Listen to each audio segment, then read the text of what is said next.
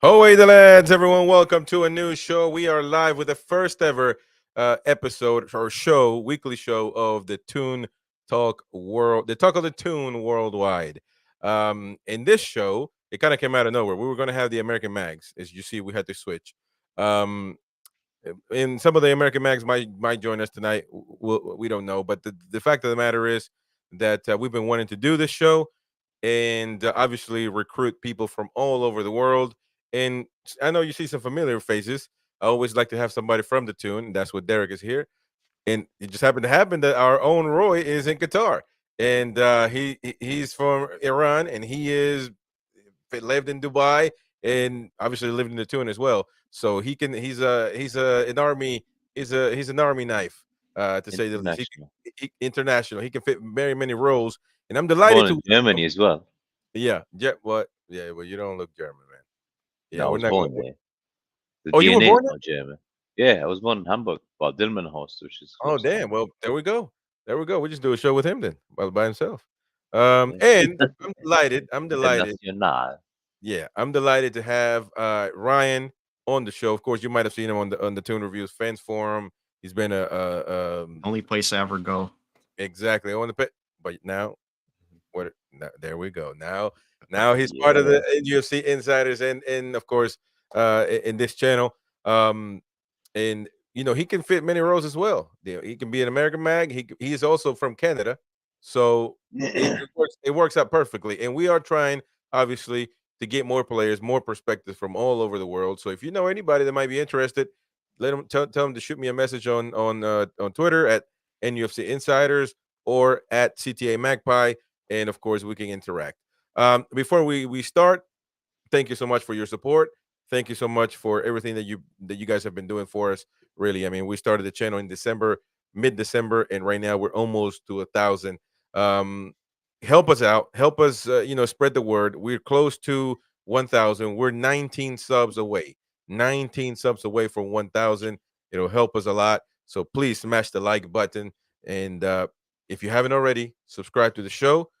Oh, and we got the fans forum on Facebook as well. Brand new. You can join us on Facebook. I know that WhatsApp has been, some people don't want to give their number away. Some people don't want to, be in all these groups, don't want to download WhatsApp. Well, it's easy now. You can just join us on the Facebook forum. We talk all things Newcastle United, debate, opinions, get exchanged, nothing crazy. We all want the club to succeed, and obviously we have standards for this big club, so you're going to get a lot of that. So the link is in the description. For I believe the third link is for the Facebook forum, so join us. And we started 2 days ago. We got almost 20 members, so come on, let's reconnect. Let's connect there. Welcome, Phyllis. Welcome to the first show of the Talk of the Tune. I appreciate your input, of course. And Ryan, you fixed your camera, man. What was that? The USB, wasn't it?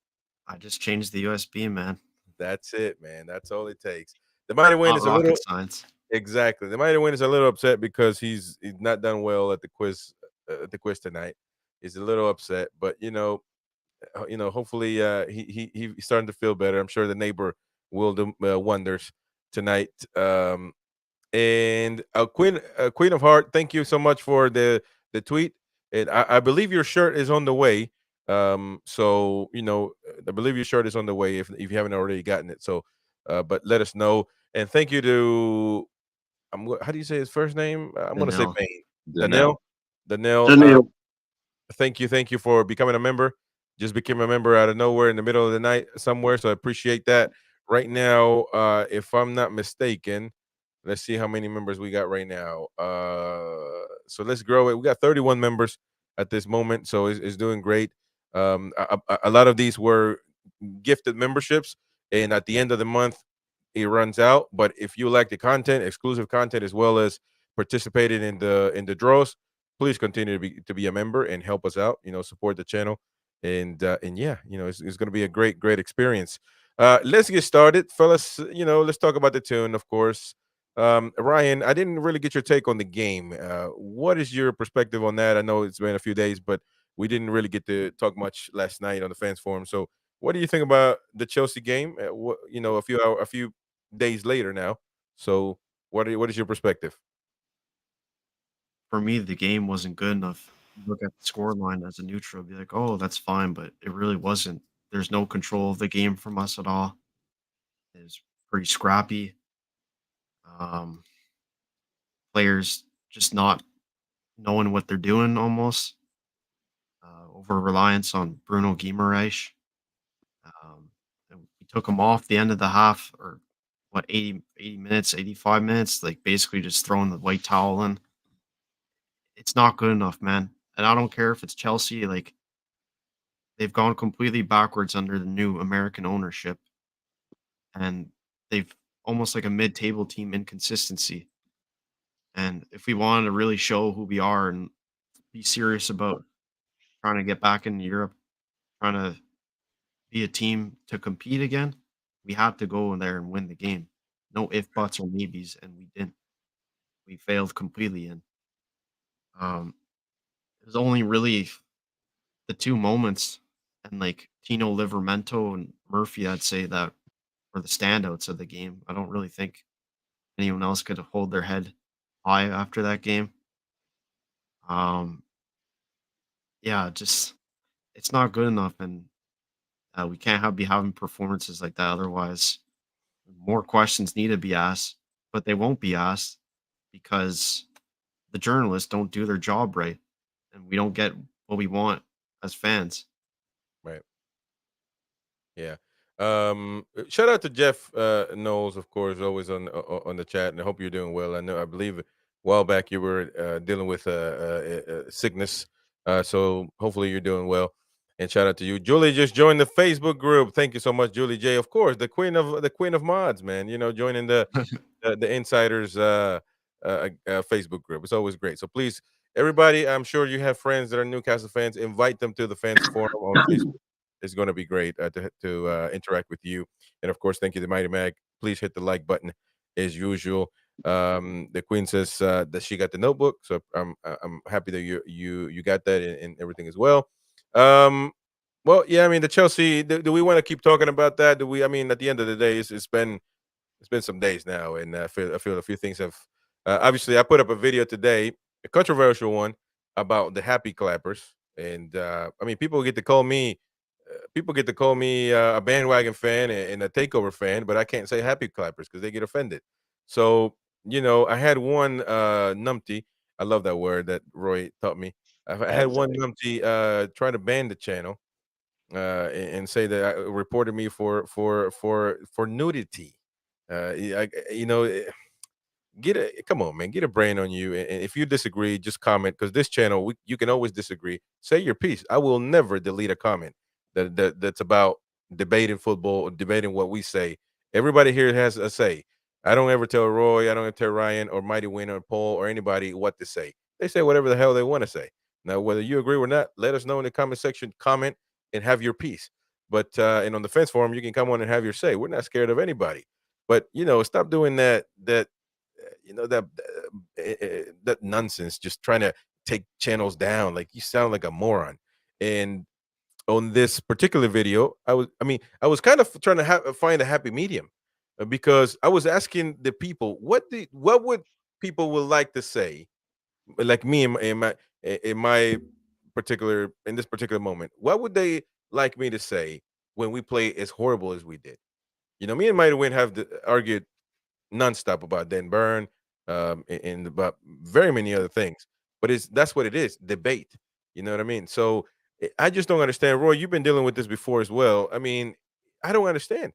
Are we supposed to say that we play great and things are going to be good? I mean, what happens to just after the match, you either criticize or you praise the team for doing well or bad? What is wrong with that? I'm not speaking for anybody else. I mean, whether people out there are wishing death upon the players and the manager, well, that's their problem. I mean, that's not us. So we're talking about football. Now, sometimes we call them numpties. Well, it is what it is. I mean, you know, sometimes they do play like numpties. But what do you guys think about that? I mean, it's crazy. It's getting crazy out there. You go, Roy. You can criticize any performance. You're perfectly entitled to criticize any performance,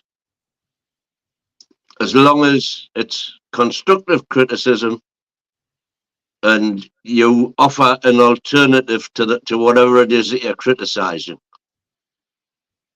but there's blanket criticism which is happening now, which is totally undeserved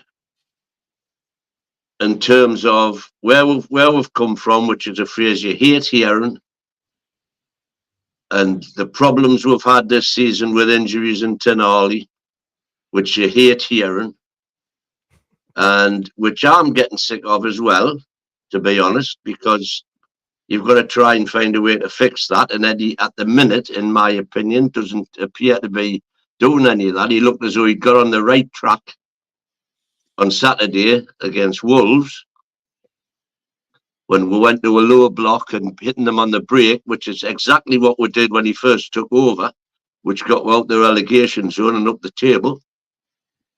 And then when he had better players the following season, we improved on that based on the high press, high intensity, high energy, super fit players that could outrun the opposition for 90 minutes. Sadly, this season, the playing staff we've had available and the amount of games they've all had to play has stopped us doing that. But Eddie has to appreciate that he can't ask them to do that now, so he's got to find a plan B. And my problem with Eddie right now is that he's not appearing to find a plan B at all. Well, you know, it's crazy, but I'm going to try to relate some of these comments that were made on that video. Well, what gives you, Mighty Win, the right to say that he's not learning and he's not learning from his mistakes? So what gives you the right? Results are saying that. I don't have to say it. The results are speaking for themselves. But you don't have a title. No, I mean, you didn't go to school to be a football criticizer. So you know, how could you be able to criticize a team as somebody that works 14 hours a day, 24/7? I don't know this. Somebody commented. Well, I've been attending the University of St. James's for 60 years. There we go, and I've got as many degrees as any fucker else out there as far as Newcastle United's concerned, and watching football generally is concerned. That's right. I love that, because somebody told me, what gives you the right to sit in your car and criticize somebody that works 14 hours a day for 14 hours a day? Nah, 14 hours a day. Damn it. They must be inventing Coca-Cola in St. James's Park. Roy, you have anything for this before we move on to some news? That's the same, mate. Happy Clapper. Like, if I criticize something, or Eddie, I'll criticize him and I'll say why. And results speak for themselves, and not just the result. It's the football itself. It's been utter garbage for the last 3-4 months now. And if we had, it's like last season, it was the odd bad game. Now it's the odd good game. Right. So Wolves, we won a game. We're not great against Wolves. We still won it. Wolves were missing 4 or 5 players. If they had them, that would have been completely different. Right. And then Happy Clappers, I mean, not just the fans, but at the stadium. Me, I remember going a few games and we're getting thumped in that. Derek, I mean, we go to London in the bus. 3 p.m. kickoff. We'll have to leave Newcastle about what, 8 in the morning to get there. Watch the game. We get thumped 4-0 or 5-0, and then we get back in the bus. And then my wife is waiting for me like this at home. Did you have fun? And I got divorced. So there you go. Yeah. So these people who went to the Chelsea game, they would have spent 200 quid. Hard-earned money. People from the northeast, hard-working people travel all the way down there, and then clapping these bastards. And the players are smiling. I saw Isaac. Isaac was like, "Yeah, I'm still gonna get paid." Doesn't mean we hate the team or we hate the players and stuff. There's something wrong. And these happy clappers are not helping him. If you boo that team, they might snap out of it and go unite each other and go to the next game and say, "Look, let's fight for those guys." Yeah. Instead of Let's do what we want. Those idiots are still going to clap us after the game. Well, there's two schools of thought there, of course, Roy, which is Yeah. I'm going to bust a gut for fans that are booing you, or are you going to bust a bigger gut for fans that, even though you've played shit, are still clapping you? And I think there's a lot of petrol in the last argument. And on that, I mean, I get the criticism too. I mean, for both ways. But also, I guess some fans do it out of pride and for themselves. Like Especially the away fans. we're not gonna let the opponent see us defeated. We're gonna clap and say that it's nothing to us. So there could be a few ways to skin that cat. But welcome, John O'Hare, another American Mag. Welcome. Hey guys, how are you? Thank you for being on the show, man. Nice to meet you, John. Hey, What- I was looking for the link, and in the meantime, I had you in the background. I was listening for a little bit. Yeah, that was a tough one, wasn't it? The Chelsea match. What do you think about that, man? Well, I was terribly disappointed in the second half. It looked like we were just sleepwalking, you know. Right. And you know, it was nice to get a second goal, but still, it didn't help because, you know, we were completely defeated. And to see Gordon get taken off and the physio working on him, and it's like, don't work on him like that. I don't know if you guys saw that replay. Yeah, that jank, yeah. Yeah, but it's like it was devastating, you know, because I really thought we could win that game, and I really was expecting Barnes to be in there too, but I guess he was out. What did I think about, like, the cheering and all that stuff? It's like you guys were just talking about that. It's like at the end of the game, I think Eddie like makes the team walk over there and cheer them. So I think that's just a tradition, and it's like, hey, show them respect. You know, we were shite, but look, these people showed up and they did spend 200 quid to get here, and you've got to go over there. You can't just go in the dressing room and mope about this. You're going over there and give them, you know, a clap. And then I think the fans, we have a tremendous amount of a reputation as being really good away fans. And I think they're going to show it no matter what, you know.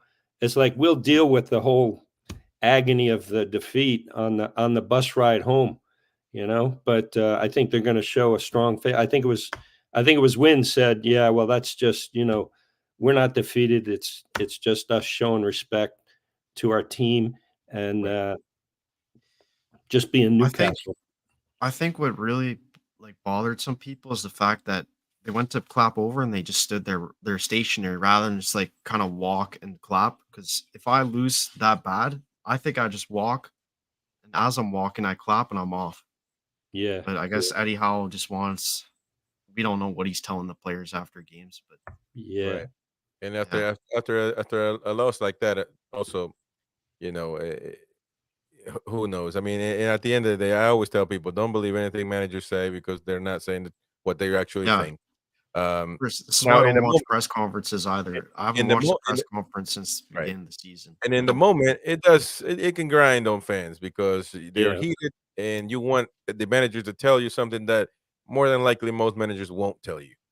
You know, very rarely do they admit a mistake if they think if Eddie thought he made a mistake or he could have thought. Listen, he could have thought that these damn players. But what is he going to say? He can't. He Yeah, can't tell. that's a Yeah. good point, Chris. Like, you know, they're going to tell you what they want you to believe. Okay. That's like talking to a politician. He's not telling you the truth. He's telling you what he wants you to believe. And, you know, Eddie's pretty good about that because he keeps a lot of stuff in the dressing room, which is good. But yeah, I mean, it's really tough right now.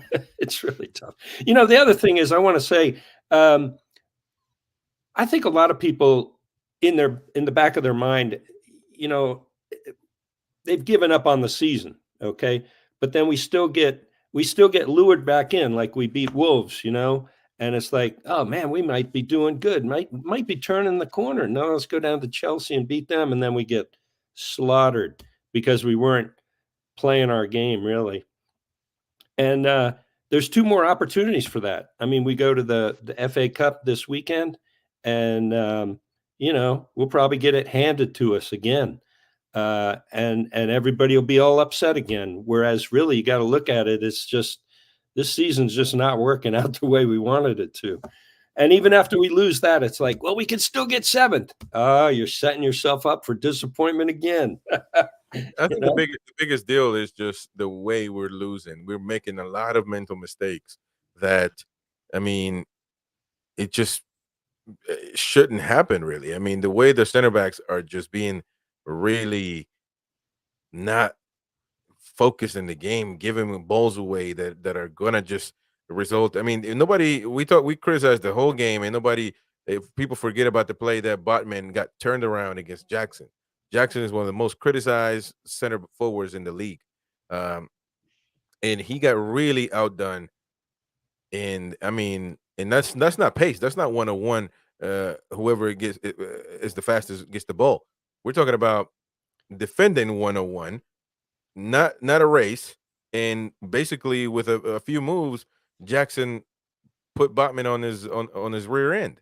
And some of these players look really. This is a tough situation because you got to be careful what you say. But in the Chelsea game and in the Arsenal game, Eddie Howe very well could have gone in that locker room and say, "Are you guys trying to get rid of me, or what's happening here?" Because you can sense that the players didn't really care about the match. And I'm not necessarily saying that's the way it is, but Eddie he easily could have used that. And I'm just saying. I mean, it'll be difficult. I don't think that he's lost the locker room yet, but I'm just saying people could have made that assumption easily. But Roy, you falling asleep over there, brother? I'm fine. All right. A lot can be said from the stats that come from the game. I know there's loads of people who don't like stats, but the fact that in those 2 games, Arsenal game, we committed 6 fouls in 90 minutes and didn't get a single booking when we're getting turned over. Chelsea, 7 fouls all game. 7 fouls, and the only booking was little Joe White when he came on with minutes to go. Took one for the team. Those stats are damning for me. It shows a lack of commitment.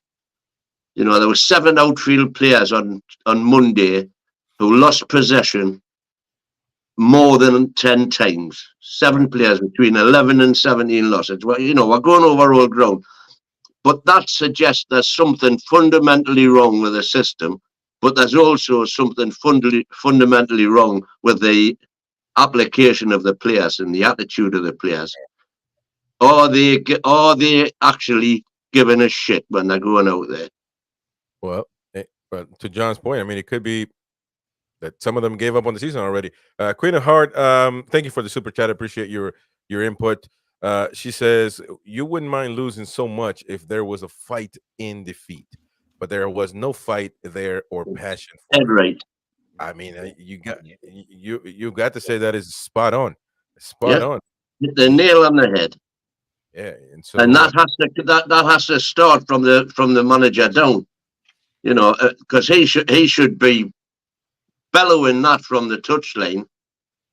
Yeah. Fucking get stuck in. And in the dressing room before and a half time, etc., etc. And you wonder if that is happening, then the players obviously don't give a shit. It's certainly a touchy subject because we just don't know. We see what we see on the pitch. We can make those assumptions, but I mean, it's a tough place to be when we're starting to question players' passion or how could we say giving up on the manager already? That is a tough situation because if that's the case, there's no going back. But why? What can we really? There's nothing really that we can say other than us watching the game. Certain how players are moving, but other than that, really, there's no incident that we can say, okay, this is why, he's lost the locker room. Now you can say one thing: he took Miley the other day out, put him in, and took him out in the same, with Blackburn. Weird. That was weird. Now a player with a good solid background would throw a couple water bottles in the bench, But is that really enough to say he's lost the locker room? It's it's a touchy subject to say the least. But listen, tomorrow we will be doing the preview of Man City and Newcastle. We're gonna have to move on.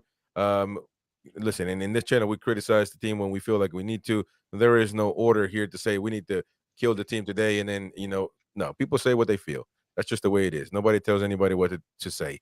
And we're gonna agree, disagree, but ultimately we want Newcastle to win, and that's probably what we've been. Maybe last season was kind of something that was great, but maybe we weren't expecting it, and it set our expectations farther than maybe this should have been this season.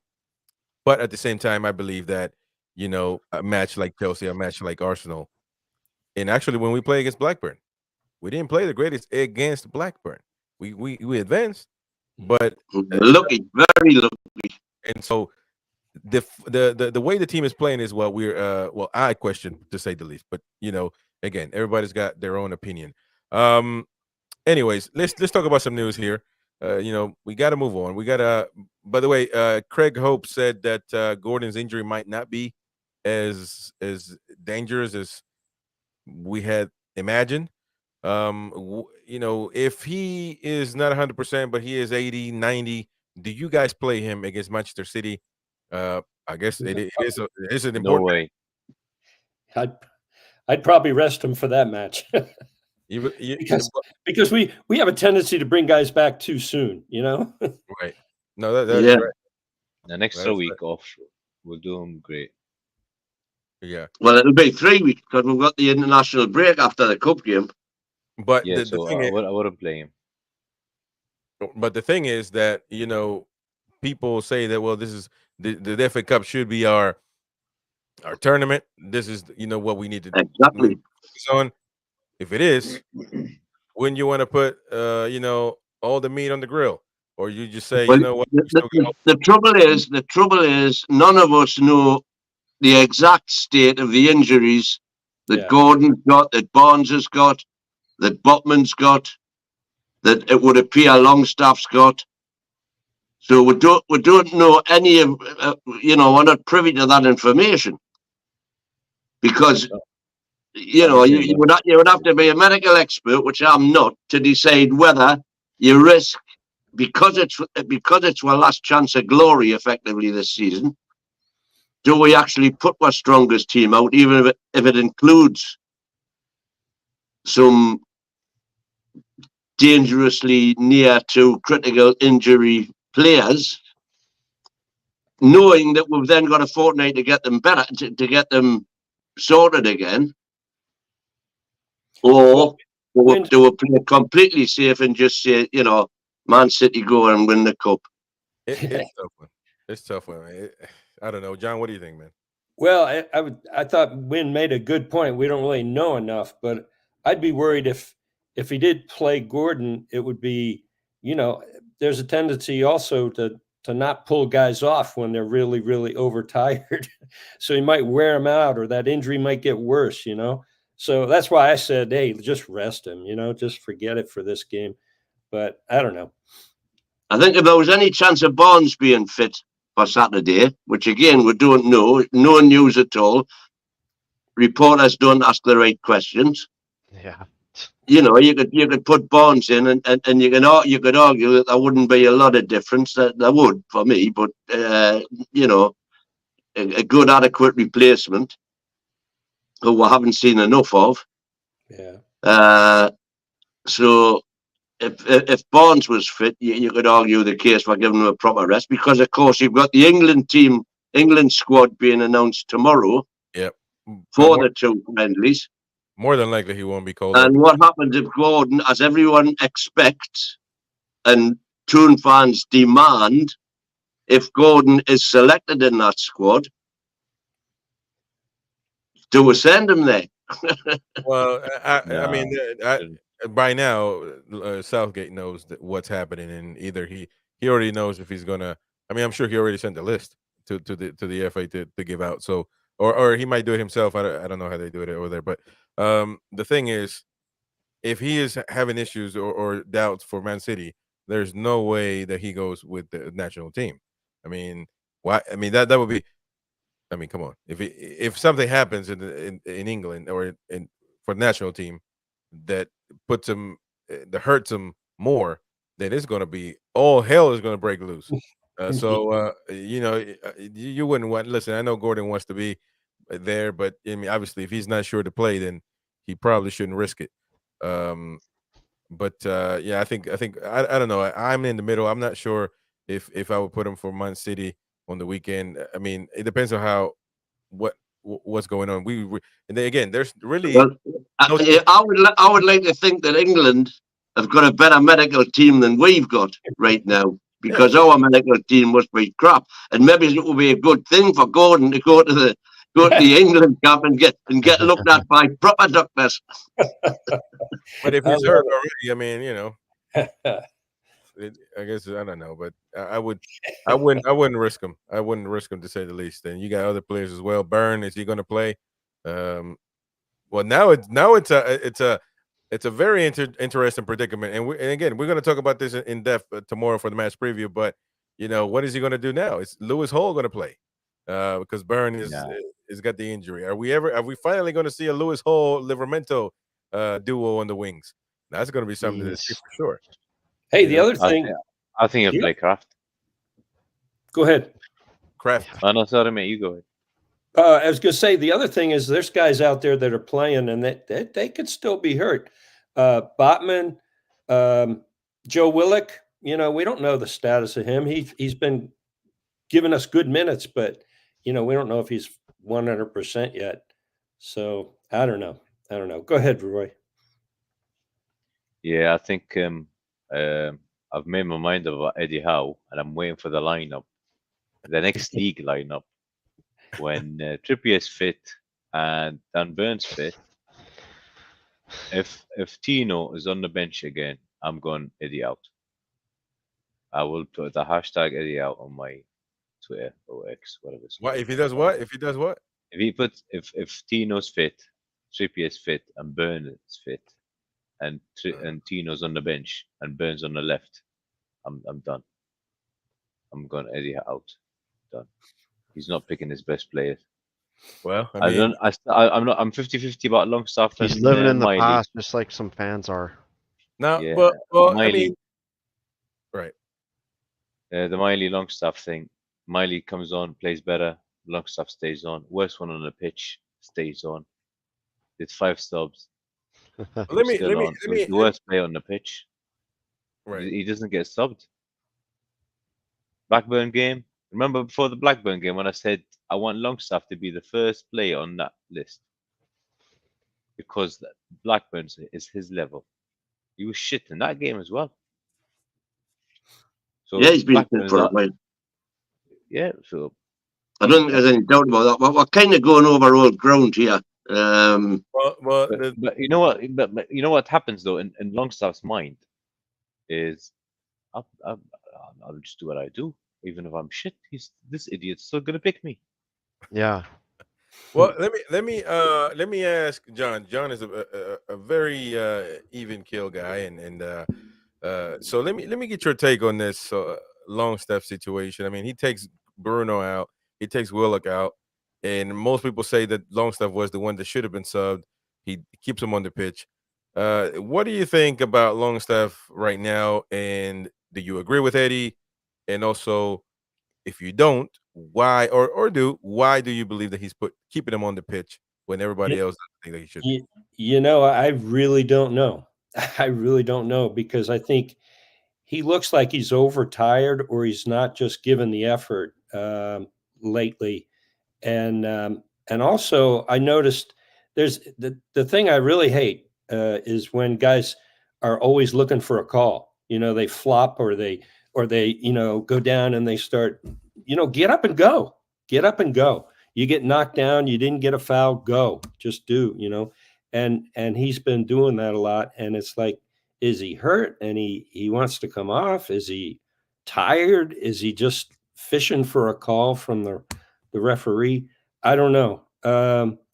I think he's probably just having a hard time finding you know, he pulls off Willock and Bruno because they're giving their all, and he doesn't want them to get hurt. So like it pulls them off. But I don't know who you put in. You can't put. We don't have 3 on the bench that can go in, do we? Well, no, not at this point. Midfield, Well, yeah. Well, we had the Anderson, who Yeah. plays. Joe, Yeah, Joe. Yeah, well, Anderson. You got Joe. Anderson, Yeah, White, yeah, but Woodley. Anderson's is a 8, 10 or 8. It's not a left winger. So Yeah. he takes Miggy off, who had a good game for a change on the left, where he should be playing every game, Yeah. and he puts Anderson there. Which Yeah. I don't get it, mate. Either he's a genius or I'm just too thick because I'm too. So, I don't know. Yeah. Well, And he's not fully fit, obviously. So this not fully fit number 8 or number 10 player, you put him on the left wing against Gusto, who had a field day against our players. Yeah. It just doesn't make sense. yeah. I mean, Small, you know, small details, mate. if Those subs before we scored the second were basically white flag. I if surrender. Then we yeah. scored, and then we had 7-8 minutes or whatever. Oh, my players are out now. I can't put them back on. right. So nice one, Eddie. Yeah. Well, let's move on to different news. Alan Shearer spoke, and he got caught in the debate of extending St. James's Park or moving elsewhere, and obviously one of the biggest, if not the biggest, idol in recent history for Newcastle United, or maybe in Newcastle's history. Who knows? Somebody like the Mighty Win, I'm sure, would have Jackie Milburn as his idol, and he was the same age as him when he was playing. Well, I missed Jackie's competitive games just after. There we go. But When the Leap was my first hero in Davies. well, when there we go. When Alan Sheeran speaks, obviously the Toon listens, and about this situation on his the Rest is Football podcast about St. James's Park, where will it be extending? He says this. One of the best things about St. James's Park is its position. It is so close to the city center. So if they, Newcastle owners, were going to extend it, fine. But if they were going to build a new one, it has to be pretty much next door or really close, because that's why we generate such a great atmosphere. It is so iconic, and it is in the city center. So if it is going to be a new stadium, then it has to be pretty much next door to where it is, or certainly not far away. We've talked about this before, you know, maybe with all of us individually or in different groups, but at the end of the day, you know, I think what Shearer says is the ideal situation, you know, or is the ideal thing. But what do you think about this? Some people say, you know, hey, it is what it is. Let's move it, make more money, have a bigger stadium, bring more revenue. But that would be somewhere else. It's very difficult, and it's interesting because obviously the Mighty Win is there, and he goes to games every week. But us here in the Talk of the Toon worldwide, you know, got people from Canada and got people from the United States, like me and John. Roy is in Qatar. More than likely, from private conversations, he really won't move back to the UK. He was a traitor and gave his season ticket away. I mean, you know, people were going to say, why are these guys talking about it when it really doesn't matter to them? Well, it does matter to me because I love heritage and I love old stuff, really. And I like it the way it is. Now, I will say this. The Mighty Win show me where his seat is. And although it's the best seat in the house, just like big stadiums in legendary stadiums in South America, it needs to be taken care of or touched up because paint is I mean, from the camera, TV camera, everything looks great. But when you really put a telephone in front of everything, the steps, the seats, and all that, it does need a really good manicure. Doesn't it, fellas? You guys been there? I've never been there. Well, they've given it a paint job. That was one of the first things they did when they came in.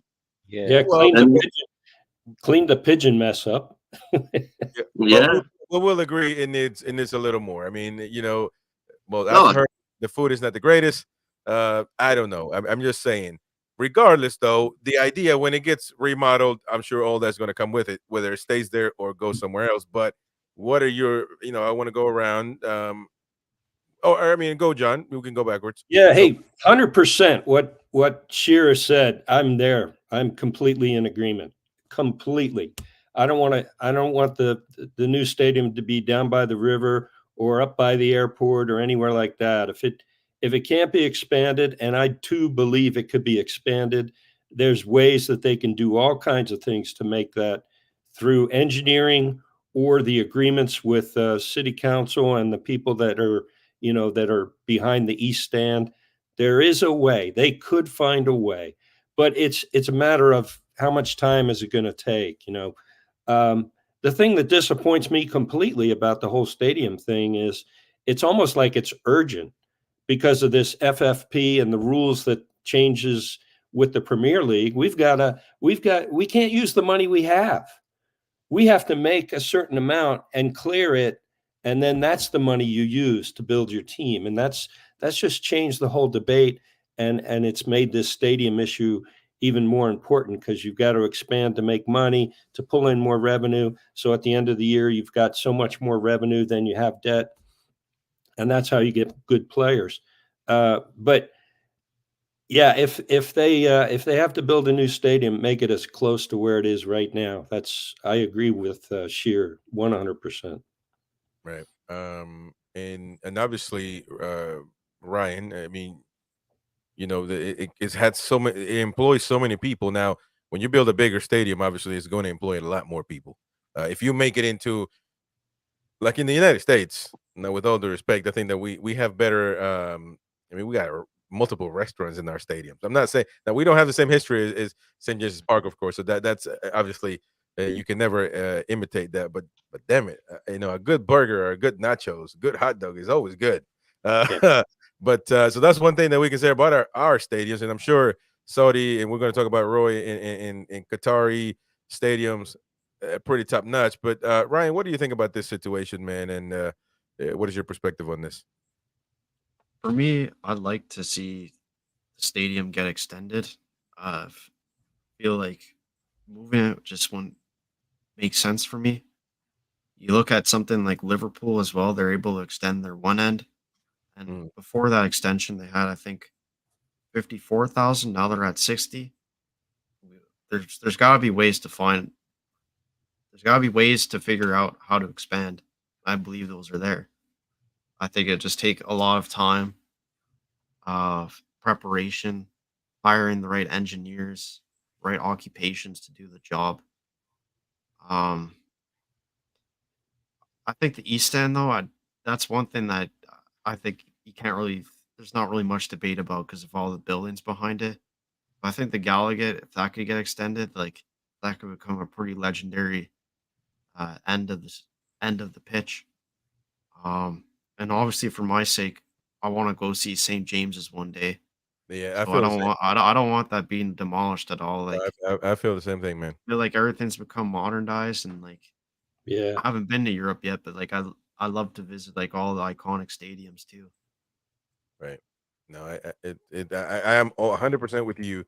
Um, there are a few things in my life, again, for me personally, everything old is better for me. Music, movies, whatever it is. To me, I'm an old soul, and a few things like I think I talked with John and maybe on the American Mags with Dan that I said that I can't believe that Dan had the opportunity to shake Sir Bobby Robson's hand and obviously he's gone, and that's never going to be able to nobody is never going to be able to be repeated. Nobody will see him again.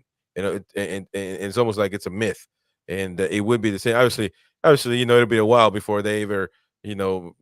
I don't know if they would take it down. I'm sure they would probably could use it for the ladies to play in or I don't know, but I'm just saying for me personally, I would still love to go see Newcastle United, the first team, play at St. James's Park. And listen, if we can remodel, we can. But Roy, what is your perspective on this? You like a good trader, gave away your ticket. So what do you Well, think? I moved to Dubai, so I'm not going to pay $6.99 a year. I agree with Let that. someone else use it. But now it's going to be over. Yeah. And that was like 14 years ago, almost 13 years ago. So imagine that. That would have been what, 9,000 quid gone. Yeah. Nah, I would love it if we stay there and extend the Gallagher and the East Stand. Or at worst case, we'll build a stadium in Jesus Park just behind it. You remember we shared that plan on the group before. It's right next to it. Right. But I think John Hall was trying to do that in the 90s, and he had all these I think Derek will remember all the environment people and stuff, and said no, it's going to ruin the garden or whatever it is. So I think I've said many times, all Newcastle United have got to do is put in an outline plan permission for an out-of-town super stadium, and all of those planning objections would disappear, because it's far too important for the city for them to let it leave the city boundaries. Yeah. Far too important.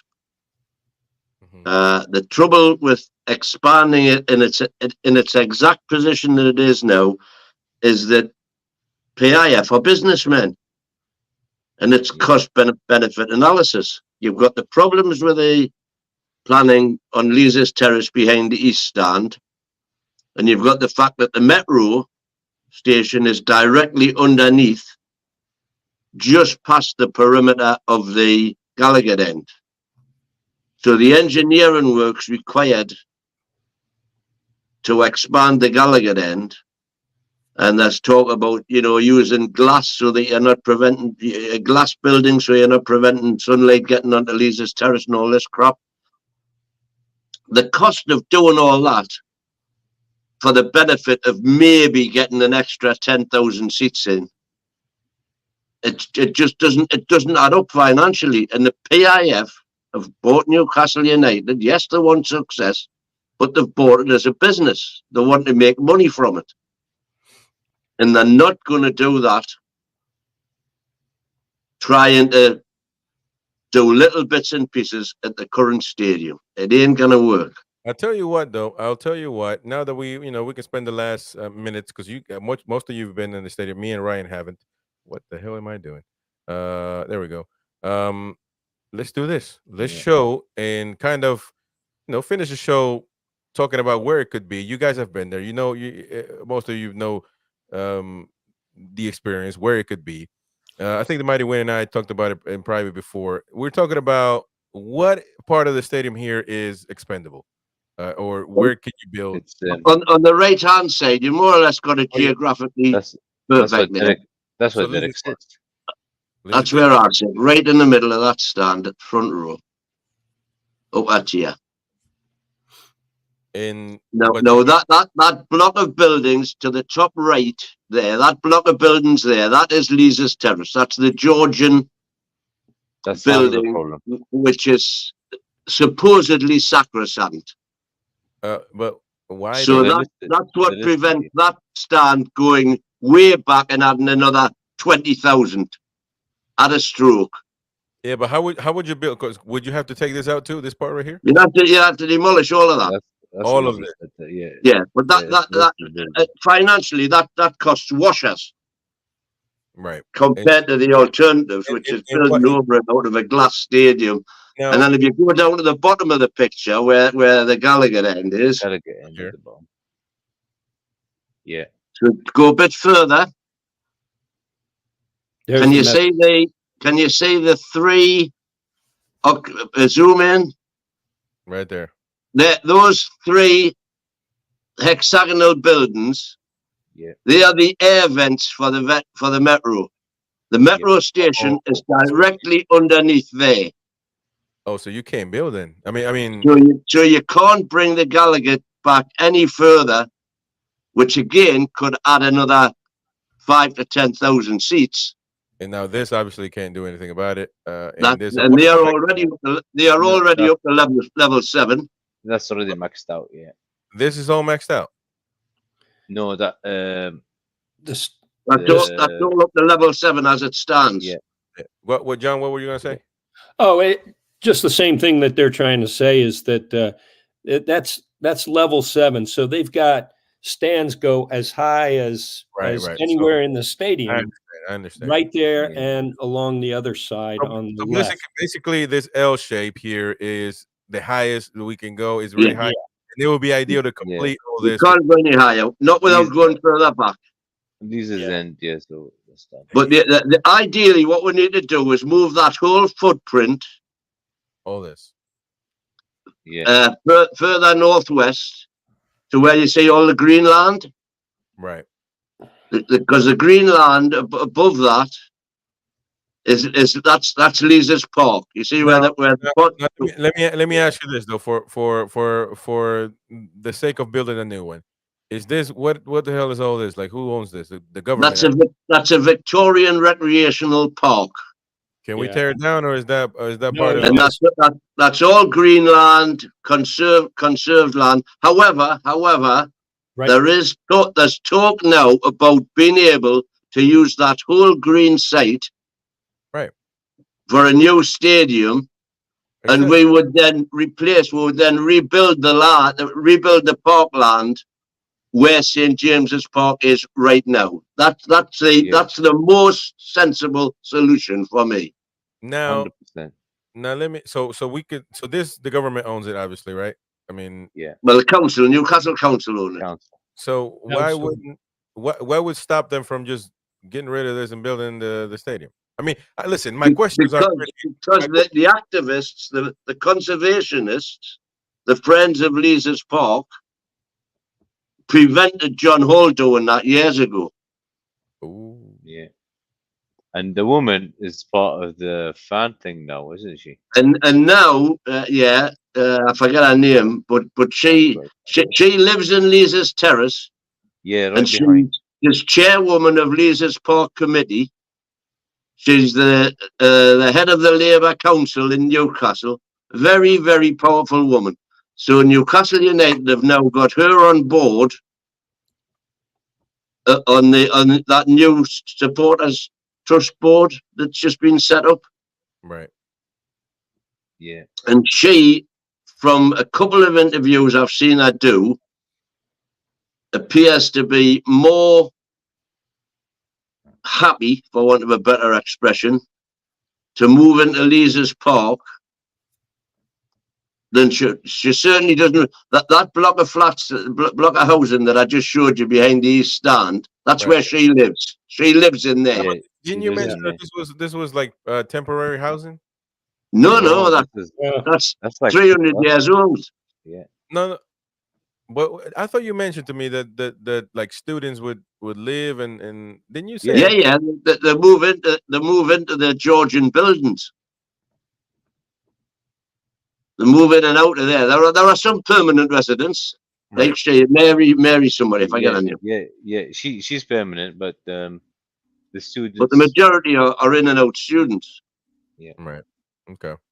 I'm saying Yeah, students. I'm probably doing a disservice saying that they're students, because a lot of them are kind of the academic staff from the university as well. Yeah. Yeah. It's a very intricate subject, man, and and it's just that's where it all began, and nobody ever knew 100 years later what the problem was going to be. But I would assume so.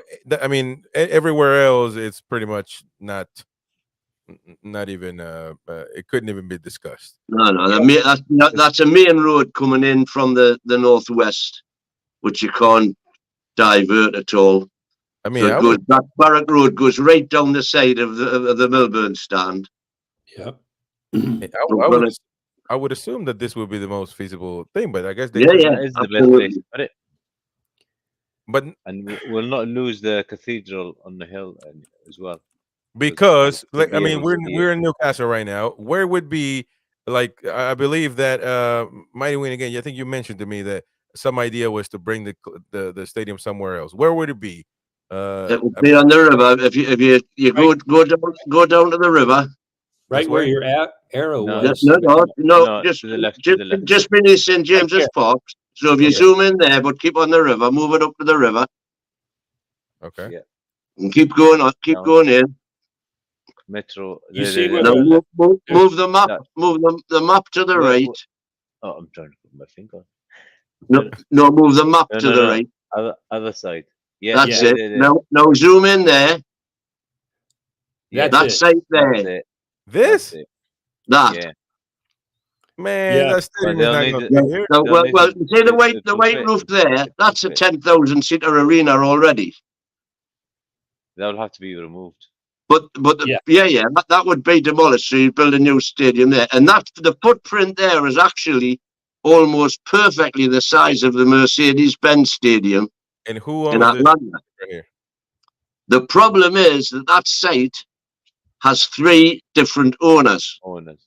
Oh my god! Right. There's a heliport there too. That's right. The heliport Yeah. is on the left. There's the heliport. Just That's right cursor that there now. Yeah. Yeah. Man, And That's then what- the middle bit has now been bought by the L-shaped, backward L-shaped bit there around the arena. That's been bought by Homes England. Yep. Now the government have got a national program where they have guaranteed to build X million new houses in 10 years, and they've already begun that project. and we're talking about from here to here. I mean, I'm assuming that this like walk to the stadium is an uphill walk, right? From that's everywhere. 15, Yeah. 20 minutes walk. So you would lose this cathedral on the hill type. Oh yeah, Well, not you would see still it, see it from the bridges as you are going over the bridges. Yeah, you'll see it from Gateshead. What an interesting topic. We could talk about this we can do the whole show about this. Actually, I do see how the stadium could fit there. I mean, but I think Yeah, that over here, Chris, there's another thing that needs to be factored in no matter what location.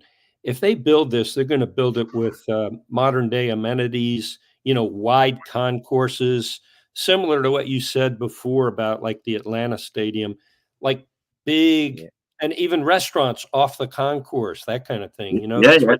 That's what typically happens with a new stadium, which makes the footprint larger. So either of these 2 locations is even kind of tough with all those modern amenities built in. So it's a tough one. It's a tough one. Yeah, it is an intricate subject. But the Island Share brought it up, so we must talk about it. Anyways, we've had a great show. I appreciate all of you coming. I mean, different countries, so we're making it work. And of course, Roy is really late there, 3 a.m. I'm sure. Yeah. So yeah, wow. but it's insane. But anyways, we're obviously going to try to bring people from different countries to come on and have their say here on the Toon of the Talk of the Toon worldwide. It's awesome because these subjects, these debates are cool to bring with other fans. And I know that essentially the people that live in Newcastle do have to deal with this on a weekly basis. But it's always nice to get off. And obviously, most of you guys have gone to the stadium and go often. So it's always good to bring these topics and talk about them. A lot of people got engaged in the comment section about this situation. We still got over 75 people live. So it's an amazing thing that we're doing, and bringing all fans to have a voice. So that's the greatest part. The greatest thing about this, that everybody can have their opinion, even if we disagree or agree, whichever it is. But regardless, I appreciate your support as usual. To everybody out there, please smash the like button, subscribe if you're new to the show. You can become a member, get exclusive content, as well as participate in the monthly raffles. Hopefully the Queen of Heart gets her shirt as soon as possible. And Due tomorrow, I think. what was that? I say I got the email. I think it's due tomorrow. Oh, tomorrow. Yeah, the Mighty Win is my secretary, so he's making a very not an attractive secretary, but a secretary. It took 9 days to get this. I got my shirt in 9 days as well. And it was because I will say I will put I put whoever tells me this, whoever tells me things, I put them on blast if they're wrong. And on my first ever order from Pastor, my friend John O'Hare and Dan, Superfan Dan, lied to me saying that it's going to get there in 10 years. 6 months. Well, it got here in a week. So Castor, I'm putting them a shame. I'm putting these guys in the wall No. of shame. I've Yeah, got a theory for that. I've actually had good experiences with them, but I hear the horror stories from Yeah, other no, people. that's I've, true. I've had bad stories and good ones, but I think nobody's buying stuff anymore, so they're not Maybe. busy. That's Maybe right.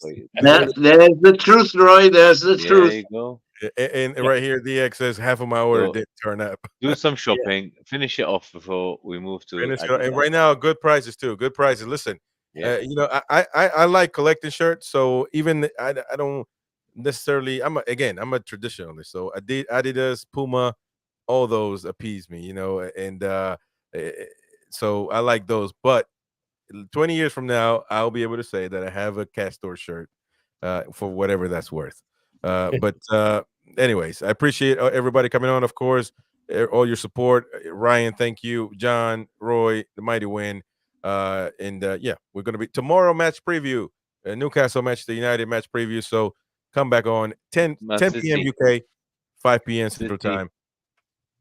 Wait, All right. we're You coming said your United. way. Now we're lads. Bring on Stitcher. We will see you guys in the next one. Bye bye. I got to run and get some dinner. Yeah.